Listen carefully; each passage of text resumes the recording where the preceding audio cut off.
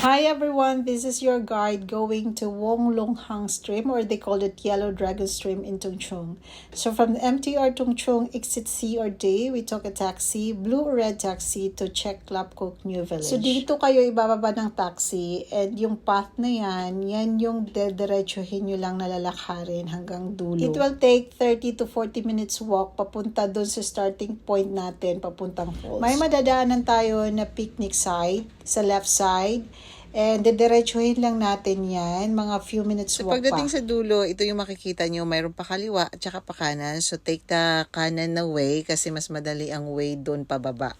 Tapos, sundan nyo lang yung pink na ribbon, yun na yung way pababa. Madali na lang, mga 2 to 3 minutes walk lang. And voila, yan na ang makikita nyo. Ang ganda na. So, that is the starting point. So, as baguhan na nag-hike, hindi ko naman expect na ito pala yung pagdadaanan namin. Ang expect ko lang na pagdating doon sa dulo ng pathway is yun na yung falls. Hindi pala. Ang haba pa palang lakarin to. And it is our first time to go Wong Long Hang Stream. And lucky kami kasi may mga nakasabay kami na mga Filipino. Kaso, nauna sila sa amin kasi hikers talaga sila. So, halos linggo-linggo nilang ginagawa yun.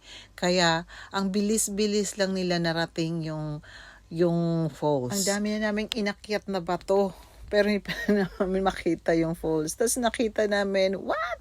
Ganyan pa ang lalakarin namin, ang haba pa. Gusto na namin mag-give up. Actually, nasa gitna pa lang kami ng pag-hike. Gusto na namin mag-give up. Pagdating namin sa falls, pinakauna namin ginawa is kumain agad. As in, ang dami naming gutom. Buti na nagbaon kami. Isa pa yung nagpahirap namin sa amin na nag-akyat sa mga bato. But when you reach the falls, it's super rewarding. And just like life, marami tayong pagdadaanan sa buhay, like obstacles, hindrances na susubok sa atin. But at the end, pag magpapatuloy ka, there will be rewards and will make your life happier and easier.